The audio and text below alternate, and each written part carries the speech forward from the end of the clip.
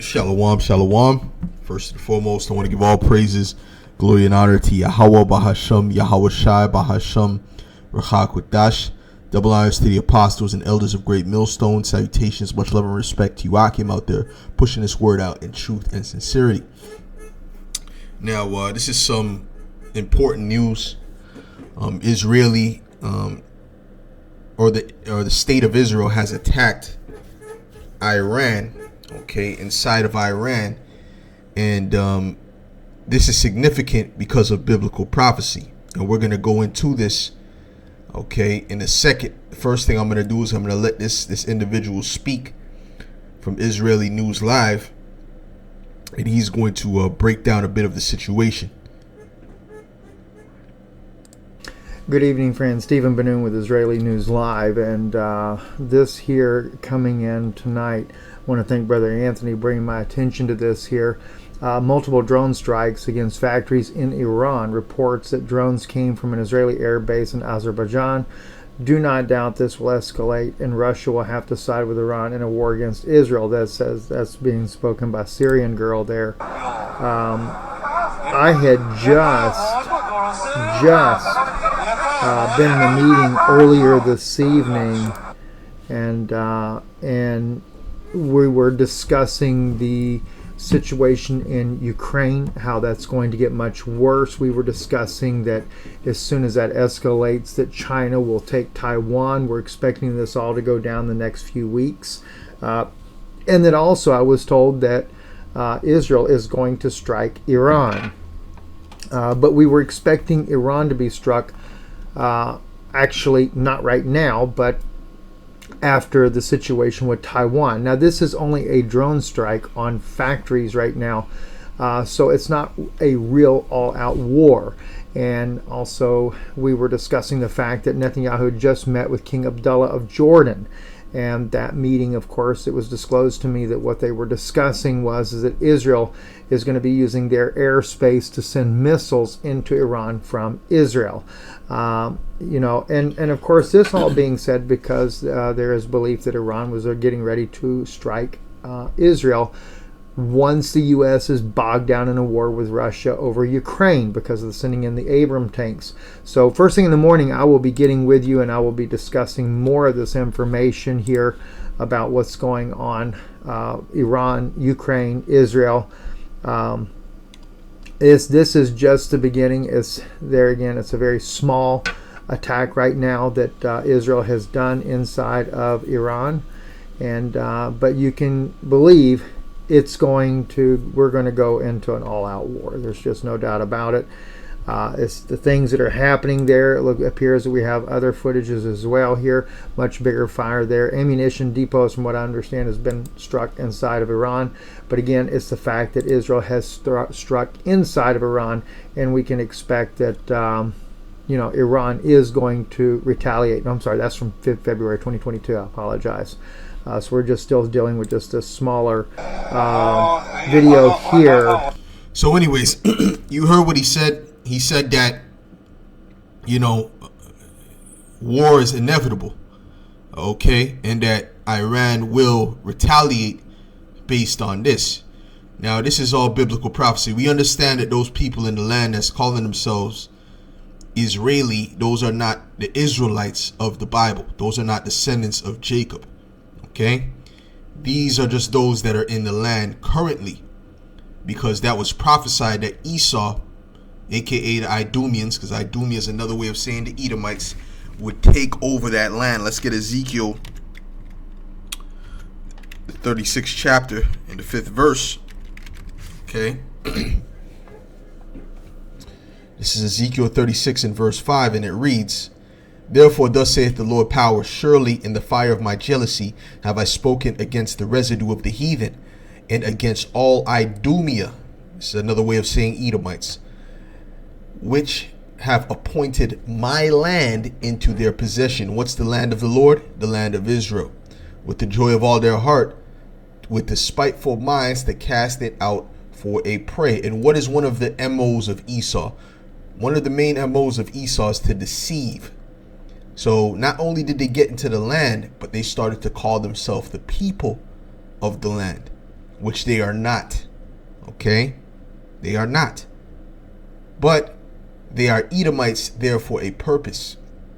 They're there for a purpose, because that's a very important place in the earth, a very strategic place to be, where the Lord set us up in Israel, which is in the center, basically the center of the earth, you know. But it they play a very important part in that part of the world, and we understand that Babylon the Great has to be destroyed. Babylon the Great being America. Okay, that's Babylon the Great. Now this is Revelations 18:1. It says, "And after these things I saw another angel come down from heaven, having great power, and the earth was lightened with his glory. And he cried mightily with a strong voice, saying, Babylon the Great is fallen, and has become the habitation of devils, and the hold of every foul spirit, and a cage of every unclean and hateful bird." Meaning it's going to be a desert once the smoke clears. You're going to have all these different demons and vultures and owls and birds that dwell in the desert. Okay, that's what it means by hateful and unclean birds. It says, "For all nations have drunk of the wine of the wrath of her fornications," which is her philosophies, her feminism, her alphabet stuff, all that wickedness they're trying to spread around the earth. Okay, "And the kings of the earth have committed fornication with her. And the merchants of the earth are waxed rich through the abundance of her delicacies." And that's a big hint that it's America. That's a big indicator. Okay, because all these nations get rich off of the consumerism of America. "And I heard another voice from heaven saying, Come out of her, my people, that ye be not partakers of her sins, and that ye receive not of her plagues, for her sins have reached unto heaven, and the Most High hath remembered her iniquities." Now the top plague that's going to hit them is those nuclear missiles. Okay, and I'm going to show you why Iran is so important. I'm not Iran, but Israel, the state of Israel, is so important for what's getting ready to happen, dealing with the destruction of Babylon. Now this is Isaiah 34 in verse I'll start at verse 2. It says, "For the indignation of the Lord is upon all nations, and his fury upon all their armies. He hath utterly destroyed them. He hath delivered them to the slaughter. Their slain also shall be cast out, and their stink shall come up out of their carcasses. And the mountains shall be melted with their blood, and all the host of heaven shall be dissolved." Meaning what? What's going to dissolve the elements? The nuclear fire is going to dissolve everything. You see, because when you have a building, if a building catches on fire, right? You've seen many burnt buildings. When they catch on fire, they're just burnt. The structure is still there. But what's going to happen is the nuclear missiles is going to dissolve the structure of all these buildings and everything around you. Okay? And it's literally going to melt. "And the heavens shall be rolled together as a scroll." What does that mean? That's dealing with the mushroom cloud. It looks like a scroll when it's being rolled out. Okay? "And all their host shall fall down as the leaf falleth as the leaf falleth off from the vine, and as a falling fig from the fig tree," right? Because it's going to be falling down in like an arcing fashion. That's how the nuclear missiles are going to hit. "For my sword shall be bathed in heaven," speaking about the nuclear missile, should go into the outer atmosphere and come back down. It's going to go into the heavens and come back down. "Behold, it shall come down upon Idumea, and upon the people of my curse to judgment." Okay, now Idumea is the Edomites. Okay, but the main place it's going to hit is the chief city of Idumea, which is spiritually known as Basra. That's why it's going to say what it's going to say in this verse. "The sword of Yahweh is filled with blood. It is made fat with the fatness, and with the blood of the lambs and the goats, with the fat of the kidneys of rams. For the Lord hath a sacrifice in Basra," which was the chief city back in Edom, "and a great slaughter in the land of Idumea." Okay, you have to understand that this is parabolic. You're not going to find United States in the Bible. That's not going to be there. Okay, they would never have allowed this to be published if it had those words in it. Okay, that's why the Lord had to make it in secret. And guess what? the Lord is really teaching us and supping with us in secret. Okay? What I tell you in secret, shout on top of the roof, roughly paraphrasing. Okay, it says a town in Edom. Okay? A town in Edom. It doesn't really say too much about the town, but it says a town in Edom. But this was the chief city in Edom. You know? Okay. All right. So anyways. Let's go here. Oh, it says the name might be Fortress.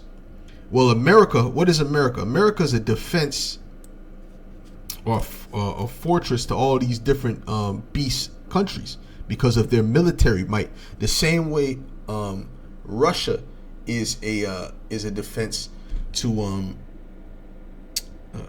these the other allies, their allies, as it says in Ezekiel the 38th chapter. Okay. Matter of fact, let me get that real quick. Let me see what the root word is real quick. Enclosure, fold, enclosure, right? So yeah, fortress and enclosure, it means the same thing. Okay, which you have the sheep in an enclosed environment as well, so they're within a fortress. Okay, so that's why it has sheepfold there too, but fortress seems to be more accurate. Okay, so let's get Ezekiel 38 just real quick, just to show you what I'm saying, that America's a defense for the rest of the beast nations, right? NATO and the EU, but Russia is a defense for, the BRICS nations and their allies. Now this is Ezekiel 38 in verse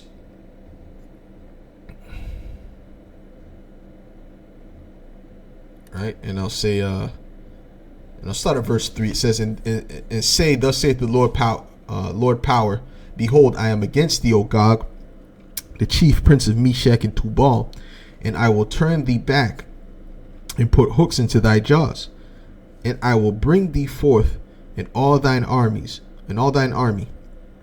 horses and horsemen, all of them clothed with all sorts of armor, even a great company with bucklers and shields, all of them handling swords, right? Which modern day swords. You got the guns, you got the tanks, you got all these different things. All right. It says Persia, Ethiopia, and Libya with them, all of them with shield and helmet. Okay, because this is a different type of war. This is not the same war that they were fighting in the ancient world. Okay, so you have to modernize it when you're reading it. Okay, it says Gomer and all his bands, the house of Togarmah, the of the north quarters, and all his bands, and many people with thee. Be thou prepared, and prepare for thyself, thou and all thy company that are assembled unto thee, and be thou a guard unto them. Okay, a guard or a fortress, man. All right. So this is what Russia is to those countries and their allies, and that's what America is to their allies. This is why, really, Ukraine was not an official country of NATO, but if it was, then U.S. would be forced to go into war. Now they're defending them because they have interests, and whatever the case may be, they're trying to, mess with Russia. But imagine if it was an actual NATO country or an EU country, they would be forced to go to war. Okay, because those are their allies, those are their official allies. Okay, especially NATO. And it says, let's go to, because most of the people that are in the EU are also part of NATO, but the majority of the countries that are in the EU are part of NATO as well. Okay, that's not by coincidence. So, okay, so now let's get into the point of how the state of Israel plays a crucial part in this destruction of Babylon the Great in this war. This is Jeremiah 49 and verse 20. It says, therefore, hear the counsel of the Lord that he hath taken against Edom, and his purpose that he hath purposed against the inhabitants of Teman. Surely the least of the flock shall draw them out. Surely he shall take It shall make their habitation desolate with them. Who is the least of the Edomites? Who is the lowest of the Edomites, according to the scriptures? It would be Amalek. Okay? Scripture says Amalek was the first of all the nations, meaning they were on top. But his latter end shall be what? That he perish forever. Excuse me. Like his own dung. Okay? Right? Why? Because the Lord said what? I would have war with Amalek. Let's get that real quick. The Lord said I would have war with Amalek from generation. Let's get it. Let's get it, man. The Lord, out of all the nations, the Lord hates the Edomites the most. Amongst the Edomites, the Lord hates the Amalekites the most. This is what you have to understand. And those are the ones that are calling themselves Israeli. Okay? I'll try to say it in a different way. This is Exodus 17 and 16. It says, for he said, because the Lord has sworn that the Lord will have, and he swore this. Okay? He swore this. I'll read that again. For he said, because the Lord had sworn that the Lord will have war with Amalek from generation to generation. This is why the Lord told Saul to destroy all the Amalekites, exterminate them. That's what the Lord said. He said, exterminate every Amalekite you could find. You want to talk about a cost holo? The Lord is the Lord really wanted to bring that upon the Amalekites, man. Okay, but it wasn't time. Okay, Saul disobeyed, and then what happened? The Lord took the kingdom from him and gave it to King David. Okay, and now we're at the time when Esau is about to be taken out, and Amalek is about to be put into captivity. Okay, that is the least of the flock. That is the least of the Edomites. All right, and they're hoarding the blessing from these other Edomites, so these other Edomites even hate them. Okay, so let me read this again. It says, therefore hear the counsel of the Lord, that he hath taken against Edom, and his purpose that he hath purposed against the inhabitants of Teman. Surely the least of the flock shall draw them out. Draw them out to what? To war. Okay, surely he shall make their habitation desolate with them. So not only is Babylon going to be hit with nukes, but that state is going to be hit with nukes. Okay, the Israeli, okay, state is going to be hit with nukes as well. Okay, because that's biblical prophecy, but we're looking for them to make the move, because this is part of the prophecy. It says that they're going to draw them out to war. And you see, they've always been aggressive towards Iran, and well, that's how the devil does, right? They're aggressive, they attack, and then they hide their hand and act like they're the victims. This is how Esau operates. Okay, so at the end of the day, hey, this has to happen, and Jeremiah 50 proves, right? Because I just read Jeremiah 49 and 20. Jeremiah 50 and 45 proves that Esau is synonymous with Babylon. I'm going to show you. It says the exact same thing, but except it says Babylon instead of Edom. Okay, now let me read this. It says, therefore hear ye the counsel of the Lord, that he hath purposed against Babylon. Before it said Edom, now it's saying Babylon. And his purposes that he hath purposed against the land of the Chaldeans. Before it said Teman, now it's saying the land of the Chaldeans. Okay, surely the least of the flock shall draw them out, which is the Amalekites. Surely he shall make their habitation desolate with them. What habitation? Babylon the Great. Okay, aka America.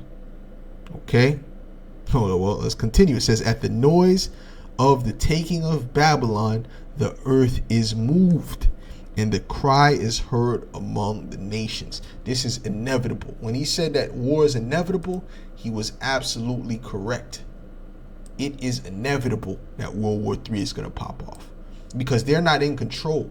The one that's in control is Yahweh Ba'ashem Yahweh Shai. He rules in the kingdom of men. And the king's hearts are in his hand. He's making them do what he wants them to do. Okay? And there's nothing that they can do about it. There's absolutely nothing that they can do about it. All right? So with that, Lord's willing, this was edifying to the elect, and I'll say shalom.